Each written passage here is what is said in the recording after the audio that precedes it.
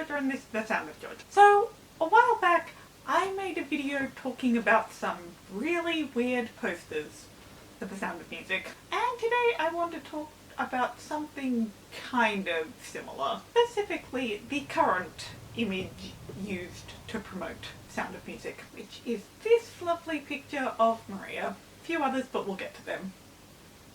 Now, if you have seen the movie, which I imagine since you watch my channel you have, you will know that Maria does not wear an outfit that looks like this. She wears a lot of blue, and she wears a dress similar to this, but it is not blue. And that's what I'm going to be talking about today.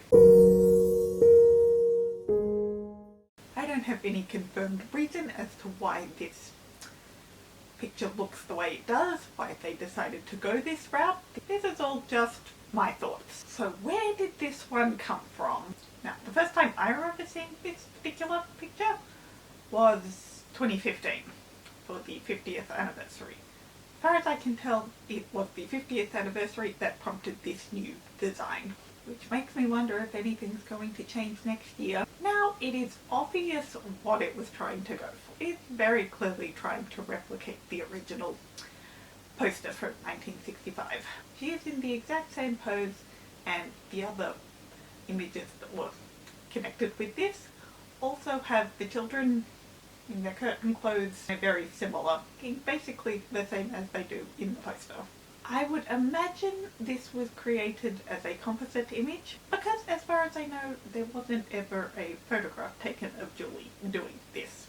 Maybe there was one taken as a reference for the original poster, but the original poster is very clearly a drawing, and if there was a reference photo, it's probably been lost to time. And even if it wasn't, something tells me that it's not this picture, because this is definitely not a photograph. This isn't the first time art for Sound of Music has looked completely different. There have been multiple iterations of the iconic twirl being used to advertise this film.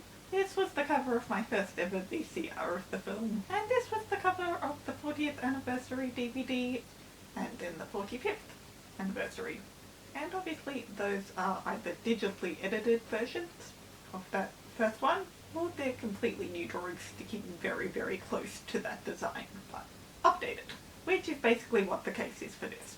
And it's not like any of those look like the twirl we actually see in the movie. So these were the other two pictures that were released alongside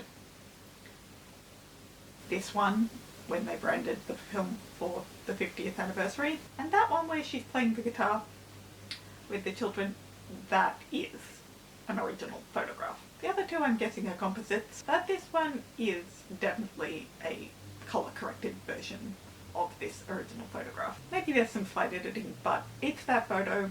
But of course the big question is why? It's not like the background they put her against is a completely contrasting colour, it's another shade of blue. So while her dress being blue does make it pop to a certain extent, on some covers more than other, using a more movie accurate colour would have also made it pop. Far from the first time that branding for a film has been something not included in the film at all. Not even the first time for this.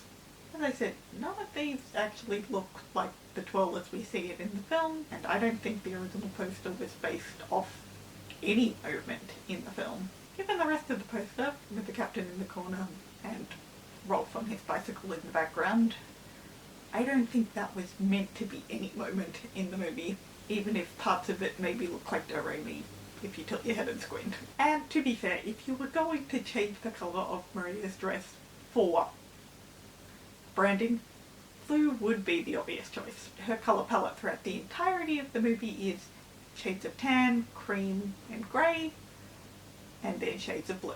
The only exceptions to this are her nun's outfit, her wedding dress, that stripy dress she wears in the carriage, and the one she wears when she comes back from her honeymoon. And out of those four, the only one that's a bit of an anomaly is the stripy one in the carriage. The nun's habit and the wedding dress obviously serve very important purposes, very clear purposes, and the one she wears when she comes back from the honeymoon is to show that she is now part of this world, now part of this family, because prior to this, that colour family is only ever worn by Elsa. Point being, if you were going to edit the colour of this to change her dress blue would be the obvious pick. So maybe doing an homage to the original poster, which honestly isn't super accurate to begin with, means you don't have to do something that looks movie accurate, especially when she is kind of rocking it.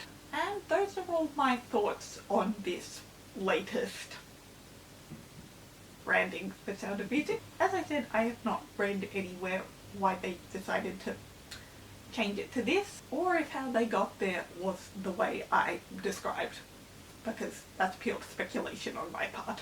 But if you do know that, I'd love to hear it in the comments. Nevertheless, I hope you enjoyed this ramble of mine. Let me know what you think. Do you think it was a good idea to rebrand the movie with this image? Do you like it as a picture on its own, or as part of the new branding of the film? Because even though it's not movie accurate, I do really like it. I love the original poster, and seeing one that looks more realistic, more live action, is something really cool. Stay safe guys, feel free to like and subscribe, and I'll see you in my video next time. So until then.